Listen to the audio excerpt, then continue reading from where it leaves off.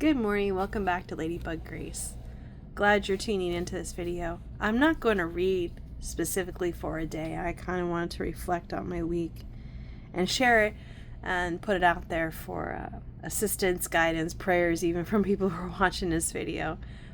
I have been through, for my work, it's fairly stressful work that I do, and I've been at a point of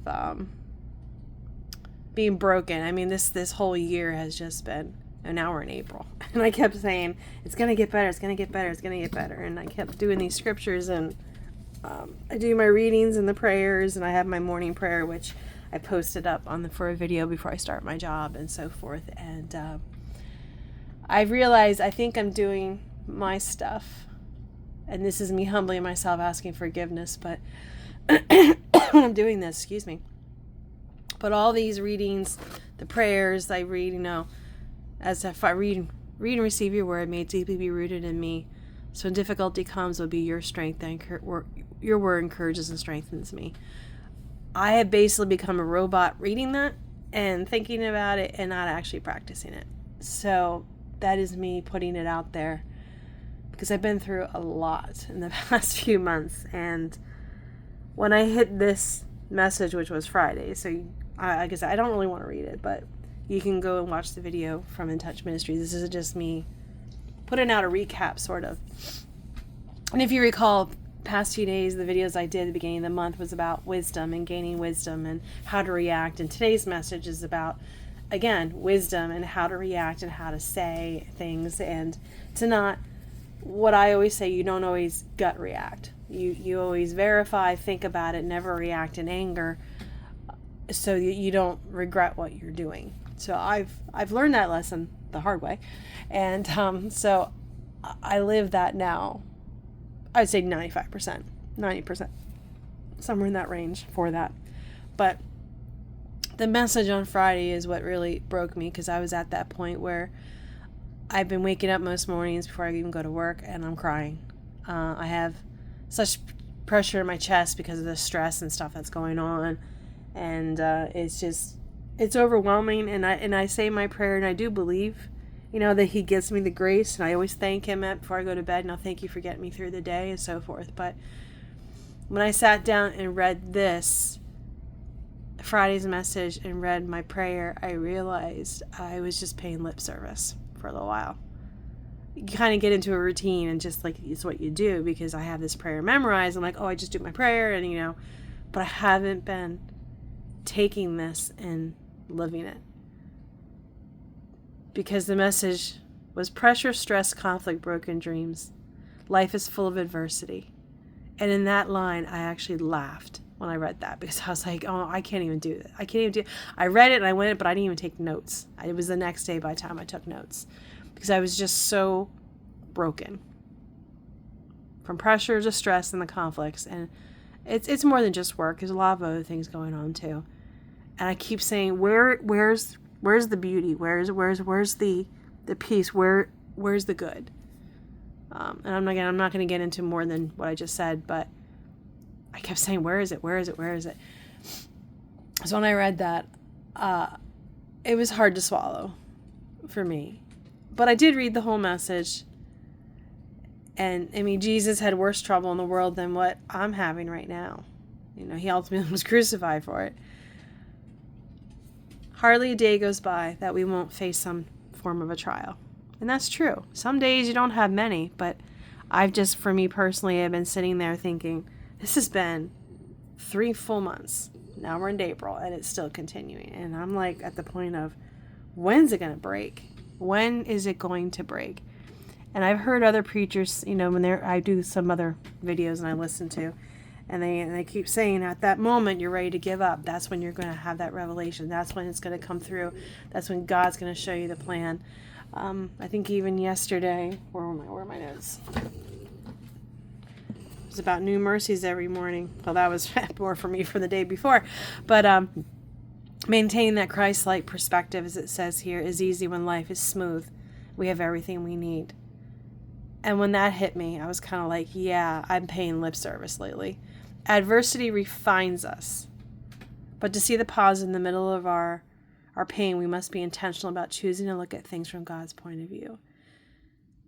And I was even talking to my mom about it, and she was in tears with me because she knows how much I've been going through with work, especially. And she kept saying, God doesn't give us more than we can handle. And we all hear that. But at that point in time, you're sitting there thinking, how much more?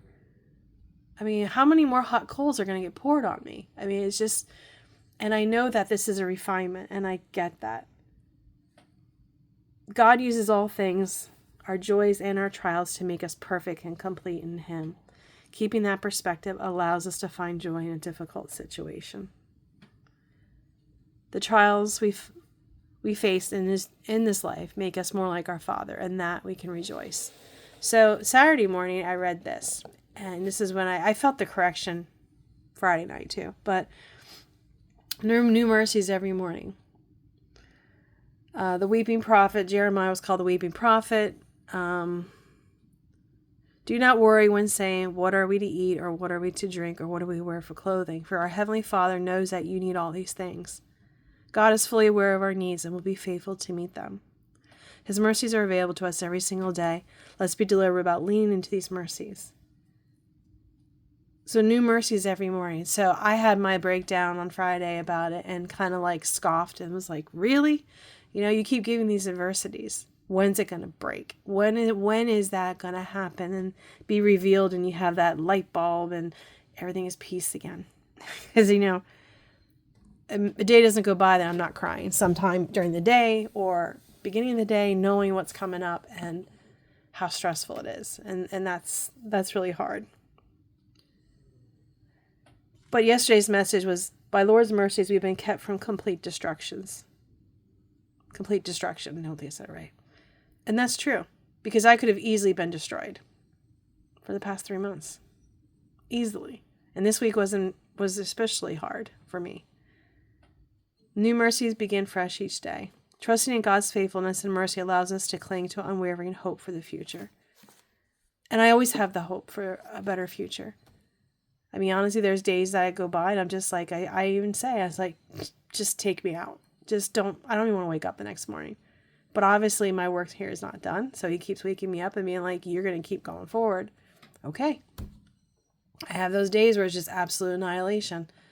And I just can't see the good. And it's been like that for many months. But I do have to have an unwavering hope for the future that He is going to be good. Today's message was how to respond well. It was in 2 Samuel. And again, it rained more on wisdom, guiding us in how to respond to people, which I personally have learned the hard way. And like, even when I'm writing emails or someone says something to me, I'm like, I'll have to get back to you on that, because I want to make sure I formulate it correctly and use the wisdom that I've learned, especially with handling situations. Never respond quickly without thought or react to anger, because you know what that is. Reacting with anger will never be a positive thing. God will guide us in how to respond to situations. So the one lesson I had this week was, if I'm going to be reading these prayers, I need to more than just sit there like a robot and read it. I need to believe it and to take that peacefully. So my one goal this week is, I'm creating a secret garden on the side of my house, and I just put up a gazebo, and I had this vision that I'm going to be sitting there. People are going to see me, unfortunately, because it's not so secret right now, but I'm going to sit there and meditate.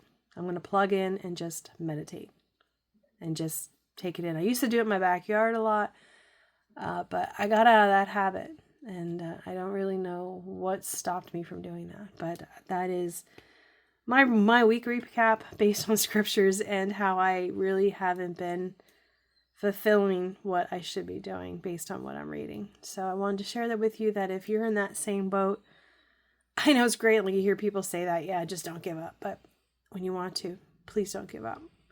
Please just take a moment, step back, evaluate where you are, where you want to go, because that's what I'm doing right now. And I had a tremendous amount of peace when I had that revelation yesterday. I had a lot of peace. So I have off tomorrow. I took a 3-day weekend because I needed it. And I'm hoping Tuesday when I start again on my day that I will have peace like I used to. So I hope you have a great day and a blessed day and a good week. There is a little prayer I'm going to post up that's in this booklet that's next. But if you aren't already part of the In Touch Ministries, please go and watch their videos and follow them. Of course, other preachers will come up after. I listen to Voddie Baucham a lot. He's one I've been pretty heavy on lately. And I can't think of who the other people are, but they're all like along with him in the line of thinking. So I hope you have a great day and a blessed day, and I'll talk to you soon. Bye.